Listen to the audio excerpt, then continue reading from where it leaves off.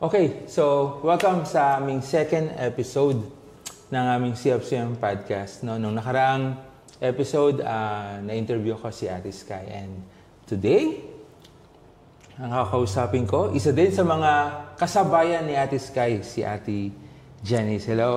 Hello po. Ako po si Janice at isa din po akong youth leader ng aming minamahal na sambahan. Yun. Ay, Ate, kamusta ka? Okay lang po. Dito ko sa kantiming. Medyo kinakabahan. Relax ka lang. Ako lang to. Okay. Siguro yung first question ko sa'yo, natanong ko na rin to kay Ate Sky. Nung una kang pumunta dito, ano yung first impression mo sa church na to? Siguro po sa akin first impression ko po dito, una ko pong naramdaman talaga, natatakot po talaga ako. Takot ka sa akin? Hindi. Ay, opo, natakot po talaga ako sa inyo. Noong una po, hindi ko po alam. Siyempre, akala ko yung mga nakikita ko mga father, di ba, sa ibang simbahan, yung mga nakaputing mahaba na gano'n. Tapos tinuro ka po sa akin ni Tita Angie na ikaw daw po yung pastor. Siyempre natakot po ako, ang tangkad eh. Hindi ko akalain na ikaw po yung pastor. Siyempre natakot din po ako makisilamuha kasi nga po, hindi po ako masyadong mga friendly, ganun. So, yun po yung first time, natakot po ako. Pero mali po pala, masaya po. Sobrang nag-enjoy po ako tuwing Sunday na makasama namin kayo, makasama po.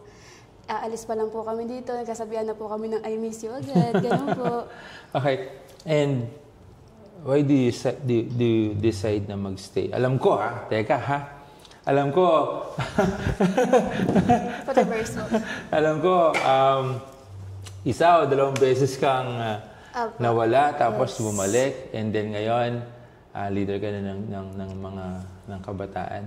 So ngayon, okay ka na? Opo. So paano, why you decide na magstay na talaga for good? Yung una pong alis ko noon, nafe-feel ko po na parang hindi ko po na-appreciate yung pagbabago or hindi ko po talaga totally na-apply sa buhay ko.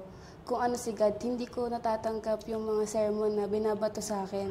Kasi akala ko noon, church to eh, simba ka lang, ganto, ganyan eh. Yun po yung unang alis ko noon. Doon ko po na-feel na parang walang pagbabago sa akin. Yung pangalawa naman po, naramdaman ko po siya ulit. Kasi po, ayoko po yung mindset ko po nung that time, ayoko magstay kasi hindi ako nagbabago, kaya parang yung utak ko po noon, gusto ko umalis, ganito ganyan. Pero nagkamali po ako, pinarealize po sa akin ni Ella, which is yung kasabayan din po namin na, kasi sobrang dami kong problema po noon. Sabi niya po sa akin, why not kaya mag-church ka ulit, ganito ganyan. Yung balik ko po noon, sakto yung sermon niyo po. Sakto po sa nararamdaman ko doon. Pagbalik ko po yun, nag-iyakan po kami nandito sa harap noon. May binanggit po kayo about family kasi sa mga gantong edad po namin, family talaga problema, schools, ganito ganyan. Tapos yun po, doon ko na na-realize na okay, mag-i-stay ako. Mas gusto ko. Kasi gusto pa kita kilalanin. Totally God, mas gusto ko pa siya kilalanin. Gusto ko siya ipasok sa buhay ko. Personal. Kasi sobrang sarap. Pero kahit nawala ka, bumalik ka, wala namang pinagbago, di ba? Opo. No, welcome ka naman dito lagi. And alam mo, yung mga times na bago pa lang naman tayo magkakilala, tandaan mo kung paano na ako mag-care sa'yo. Opo, yes. Dahil nakita ko naman talaga sa'yo na gusto mo naman talagang mapalapit sa Lord. And para sa akin, kung nung mga times na wala ka dito, hindi mo man alam na hinahanap kita, pero alam mo na hinahanap ka namin. Opo. So yun yung isa sa mga bagay na gusto kong sabihin sa iyo ngayon na hindi ko pa siguro nasasabi sa iyo before. Ngayon, dun sa mga times na yon na nangyari na from the time na nag-start tayo dito, ano yung mga memorable na gawain ng church na tumatak sa iyo na hindi mo makakalimutan? Siyempre, konti na lang po yung anon ko kasi nga po umaalis po ako. Siyempre, yung retreat po, isa din po sa di ko naranasan. Siguro for me po yung anniversary po natin last time. Pumunta po tayo sa Gulod. Namigay po tayo ng mga relief goods. Isa po yun sa tumatak sa akin. Kasi naiiyak po ako ng that time. Kasi nakikita, first time ko pumasok sa Gulod na sabi ko, yung pala talaga itsura nun. Tapos doon ko po na-realize, chinat ko po kayo na sabi ko sobrang sarap po sa pakiramdam na nagbibigay po tayo ng blessing sa ibang tao at sana pagpalain din po ulit tayo ng ganun para makapagbigay ulit po tayo sa ibang tao. Doon ko po na-feel na sobrang blessed po natin. So, dahil po sa pag-bless sa atin, na-bless din po natin sila. Ito bang last na anniversary, wala ka? Andito po ako nun. Nandito ka? Yan, nung last na anniversary, nagbigay din tayo. Opo. Pero, May ticket. pinapunta naman natin sila dito sa church para makita naman nila. Ngayon, kung meron kang, yung na mismo na activity, kung meron kang pwedeng balikan, ano yung gusto mong balikan? Na nabalitaan mo na okay pala. Yung retreat po, kasi sa lahat po na napagtanungan ko, doon po nila na-realize na husang nagbabago na po sila. Gusto ko po yun maranasan kasi gusto ko din po i-apply. And huwag kang mag-alala kasi next year, Yes. for sure na meron tayong encounter retreat. And hindi pa pwede na mawala ka doon. Yes. Kasi mahalaga talaga na mapagdaanan mo yon. And kaso nga lang, magdodoble ka. Okay lang po. Mag-encounter retreat ka, then makakasama ka sa leadership retreat. Mas masaya. Kasi dahil leader ka ng church, mahalaga na dapat makasama ka. Opo. Ngayon gusto ko itanong sa'yo. Ano yung mga naitulong na sa'yo ng church? Sa buhay mo, sa pananampalataya mo, sa relationship mo sa family mo, relationship mo sa friends mo, sa classmates mo. Ano na yung meron bang naging bahagi yung church sa buhay mo ngayon? Siguro po, dahil po sa church, doon ko napatunayan na sobrang bait ni God sa akin. Pinarealize po sa akin ng church na to na dapat ganito, hindi lang pwede simba. Dapat i-apply mo sa sarili mo kung ano yung mga salita niya. Dapat aralin mo yung mga salita niya, isabuhay mo yung mga salita niya. Kung saan ka niya dadalhin, doon ka. Huwag kang magsasariling desisyon. Dapat kasama mo siya sa bawat desisyon mo. Kasi maraming taong nagdesisyon para sa kanila lang. Kung yun yung gusto nila, doon nila gagawin. Sa church ito napatunayan na dapat si God dapat magpaplano sa buhay mo kasi yun yung mas masarap. Doon ka mas safe.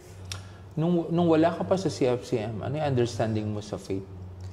Sa akin po parang simba lang, ganito.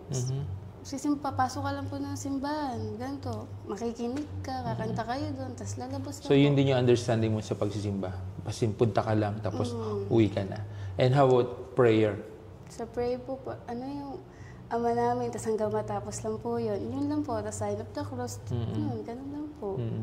Walang parang intimate na message. Parang hindi po pure yung prayer ko nun. Parang yung normally prayer lang po ng mga nagsisimba sa mga ganun. Yun lang din po yung prayer ko. Ito parang gusto ko itong itanong sa'yo kasi nung last time na nag-meeting tayo sa DNA, talagang pinakita mo talagang mabuti kung gaano kaganda yung devotion mo eh.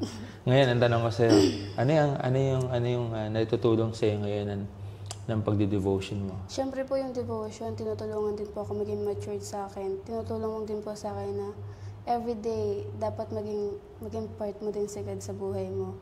Na every morning, sinusulat ko po yung devotion, nag-aantay. Hindi naman nag-aantay, pag-gising ko, may send na po kayo agad.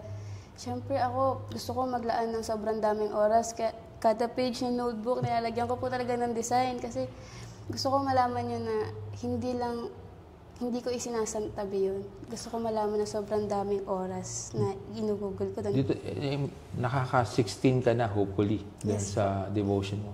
So far, na yung pinaka-tumatak sa'yo dun sa 16 days na devotion mo for the month of October na? Siguro po sa akin, yung buhay po ni God, kung sino po talaga siya eh. Yun nga po, yung pagdadasal niya tuwing umaga. Siyempre, as a Filipino, as a Pinoy, di ba, tayo, gigising lang tayo ng umaga. Gising agad, yung mga kabataan yun. Through cellphone agad, kanto ganyan. Yun po, nung nabasa ko po yun na mali yun. Kailangan dadasal ka din tuwing umaga, tuwing kakain ka, bago ka matulog, bago ka umalis. Kailangan magpe-pray ka lagi. Pag nag-devotion ka, nakikita ka ng parents mo? Opo.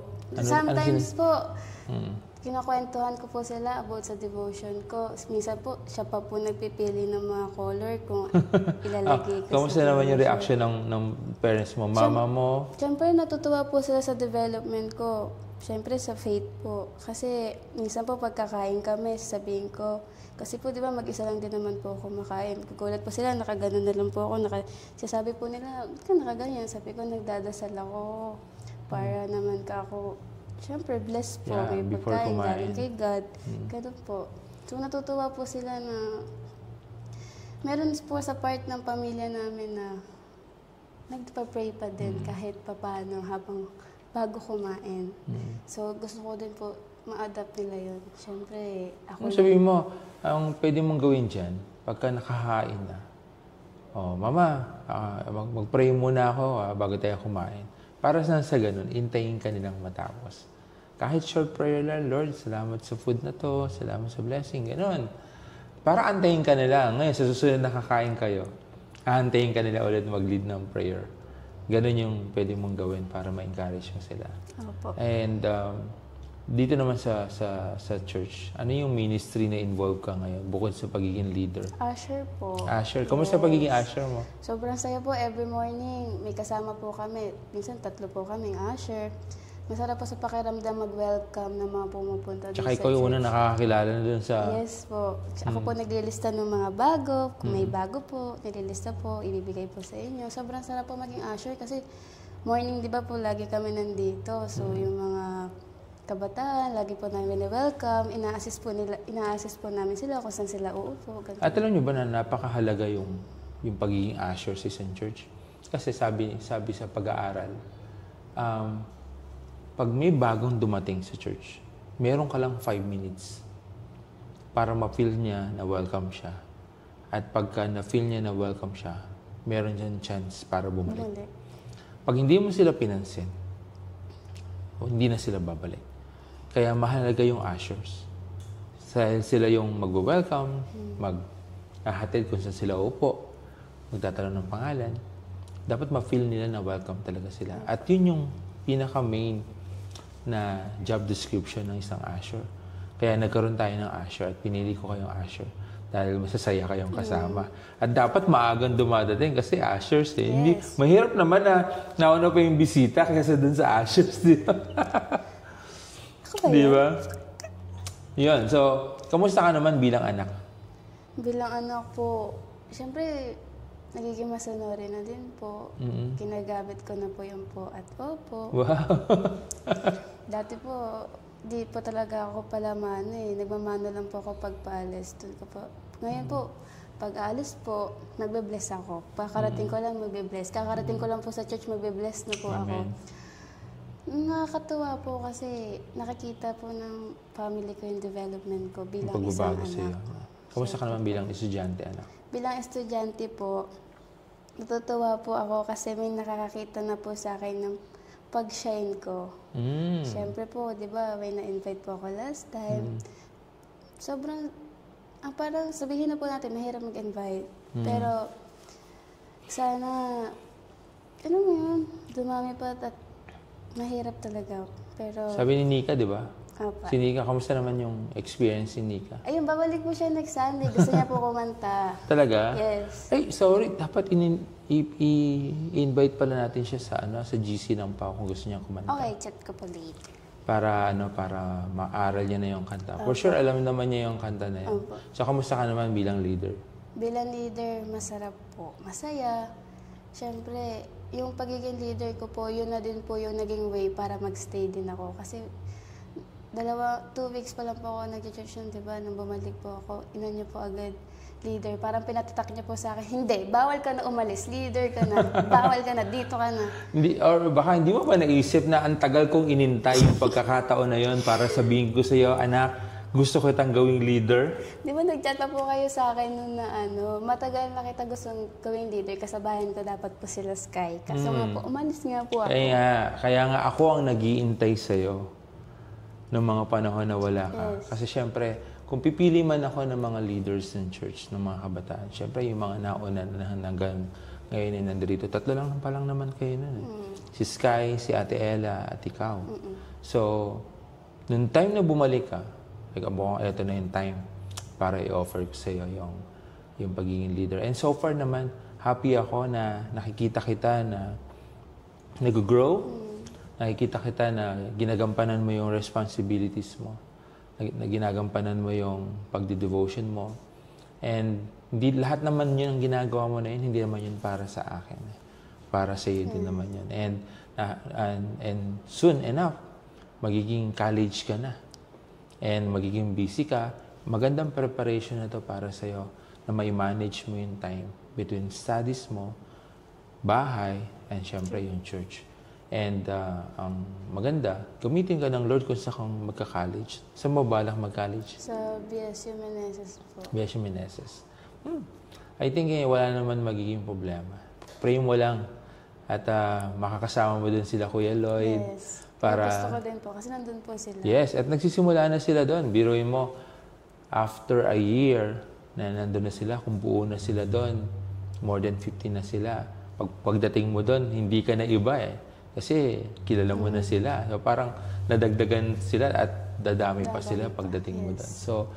So dapat siguro ma-excite ka dun sa ganong klaseng pwedeng mangyari sa'yo. At the same time, pag nag-college ka na, papunta ka na dun sa professional na life mo. At yun na yung kabuuan ng plano ng Diyos para sa'yo. Ngayon, natanong kanina, nasa Asher ka na ministry. Kung pamipiliin ka pa na iba pang ministry dito sa church, ano pa yung gusto mo? Ano po, worship team. Natanda mo last time, kumanta ka, di ba? Tapos the next day, may sakit. Sabi ko, ano nangyari? Sabi mo, Tay, may sakit ako. Nag-video call ka pa sa akin, di ba? Nag-send ka pa sa akin ng recording message. Sabi niya, Tay, may sakit ako. Love ko lang. Kaya kasi ang kulit-kulit mo nung time na yun, di ba? Pumunta po tayong court nun eh. Pagtaas po natin, pumunta po tayong court Yeah, I mean, dito lang ang kulit mo dito eh. Ang Kanta ka ng kanta, tapos yan, bawal ka ma-hype. Kasi nung last time na nag-picnic tayo, hyper ka din eh. Opo, nagkasakit na Kinabukasan may sakit ka din. Relax ka lang. Every time na ma-hyper ka, lagi na nagkakasakit. Okay, siguro, kung meron ka isang prayer na gusto mong sagutin ng Lord, ano yan? Gusto ko po gamitin niya ako as a way para sa mga kabataan na makahikayat pa po ako ng iba para sa Kanya, para maglingkod sa Kanya. Siyempre ngayon, alam niya na sinisimulan ko na.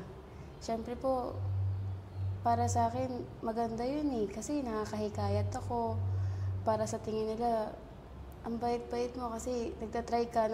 Kasi ilang beses na din ako nagtatry, wala pa din talaga. Hindi ko din naman sila masisisi. Kung ayaw nila, hindi ko sila pipilitin. Pero nagtatry ako sa ibang tao na baka gusto nila. Kasi iba eh. Pina-explain ko sa kanila kung ano yung mga ginagawa natin. Masaya naman. Yun yung sana na ma-experience din nila.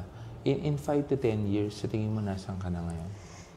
Nakikita ko po yung sarili ko na mature Christian. Nakikita ko po.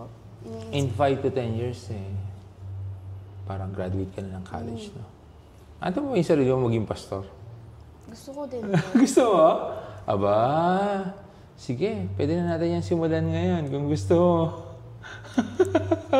Alam mo, wala naman kasing, kung meron kayong intention na mag-serve sa Lord, hindi naman yan hadlang na para ma-meet niyo yung dreams nyo sa buhay o kung ano man yung pinapangarap nyo.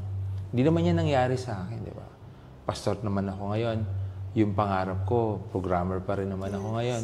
So, hindi ka naman hahadlangan ng Diyos na i-practice mo yung professional career mo habang nagsiserve ka sa Kanya. Siguro magandang tanong yan sa susunod na leadership, no? Sino sa inyo ang gustong magpastor? Ayun, no? Ayun, no? Sa mga anak ko, parang siguro maganda itanong din kung sino sa kanila yung gusto magpastor. No? Okay, ngayon may tanong ako sa'yo. Kung meron kang message sa mga kapwa mo kabataan, ano yun? Siguro po, ang message ko po sa kanila, sana mas maniwala po sila kay God. Sana kung saan po sila dalhin ni God, dun sila. Kasi mas okay sa plano niya kaysa sa plano mo lang. Tsaka sana po, pag in-invite po namin ulit kayo, sana pumayag na po kayo ulit. Ano ba yung namimiss nila dahil hindi natin sila nakakasama sa tingin mo? Siyempre yung bonding po. Di po nila nalalaman kung gaano kasarap sa piling ni God. Hindi po nila nararamdaman every Sunday yung sermon. Hindi nila matatatak sa utak nila kung gaano nagasakripisyo si God para sa atin. Amen. Message sa parents mo. Sa parents ko, sana ma-invite ko po kayo. Please, please, please. Oo naman, di ba? Kung nakikita nila na nagpe-pray ka bago kumain, pinagpe-pray mo sila, darating yung time. Makakatawa na pagpunta nyo dyan, kasama mo na sila. Why not? Yeah. Sa tingin ko, very much possible naman yan. And ano naman yung mga message mo sa mga friends mo, sa leaders? Sa mga leaders ko dyan. Sana pagpatuloy pa din natin kung ano yung mga sinimulan natin. Sana pagpatuloy pa din natin yung mga bonding na binubuo natin. And sana patuloy pa din natin na yung faith natin kay God ay buong-buo pa din. Okay. Kung meron kang isang tanong na gusto itanong sa akin, ano yan, anak? Ako po, siguro tanong ko po sa inyo kung natutulog po ba kayo ng ayos? Alam mo naman, hindi ako natutulog, di ba? Natutulog. I need to work. Yes. Dahil to support yung family ko, at the same time yung ministry. This is a ministry. Yung church na ito is a ministry. Kung ako ay merong work, kung meron akong trabaho, yung mga bagay na pwede nating magawa, mas madali nating nagagawa. Kung wala akong trabaho, hindi ko masusupport yung family ko at yung ministry. So para sa akin, naniniwala ako na blessing yung trabaho. Although yung oras lang kasi ay panggabi.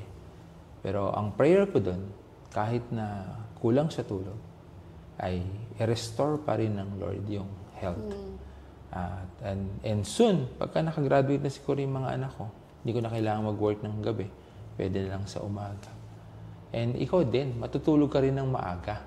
Hindi po tayo. Siyempre, as a leader, nag-aalala din naman po kami sa health niyo. Diba, may time po na chinat ko po kayo na wag puro kami. Siyempre, kailangan din po namin kayo intindihin. Natatandaan ko yan. And very much na-appreciate ko yung care. And, pero for now, wala tayong, I mean, it's part of my life and service, no? Pag naging magulang na kayo, you would understand. You would understand na kaysa piliin mong matulog, mas pipiliin mong magtrabaho para sa sake ng family mo. For now, hindi mo po yan maintindihan dahil hindi pa time. Kaya kung kayo pinapatulog, dahil pagdating ng time na hindi na kayo matutulog, at least ngayon nakatulog na kayo. So, ganun lang yun. And para sa akin kasi blessing yung trabaho. Dahil hindi lahat ng tao ay nabe-bless ng trabaho. At kung meron akong something, meron akong masishare sa iba. Yes. Di ba? Yun yung mas mahalaga doon. And sayang naman kasi yung skills na binigay sa akin ng Lord ko, hindi ko gagamitin. Yes. And bukod ba doon, syempre, marami tayong mabibless na ibang tao. And yun yung nilook forward ko. And I hope, no, pagdating ng time na professional ka na, doon mo na mararamdaman ng OT or overtime, hindi ka na matutulog or marami ka nang gagawin. Doon mo na maintindihan yung lahat na part na talaga ng career mo, yung hindi matulog. Pero huwag pa rin pababayaan. Kasi kung nakita mo kung busy ako, magkausap pa rin tayo ngayon. May time pa rin ako na gawin ito. Hindi naman to para din lang sa akin. Para din to sa mga tao na pwedeng manood, ma-inspire tungkol sa buhay mo, kung paano ka binago ng Lord, kung paano nag-grow yung faith mo. At nang sa ganun ay ma-encourage din natin sila. Kasi sabi ko nga, sobrang iba na yung mundo ngayon. Ang mga kabataan, nakafocus na sila na kung saan sila mas matuling yayaman at nami-miss out na nila yung importance ng service, ng joy at ng faith sa Lord. No? And mali mo, sa pamamagitan nito, ma-realize nila, kung si Janice ay willing mag-serve sa Lord, bakit ako hindi? So, yun naman yung gusto natin. So, with that, maraming salamat sa iyo, Thank anak. you po. And I'm praying and hoping na mag-grow ka pa. And pagdating mo sa professional, sa course mo, sa BSU, gamitin ka pa ng Lord. And tatandaan ko yung sinabi mo na gusto mo pastor. Maraming salamat sa iyo, anak. Thank you God bless po. you. Bye-bye.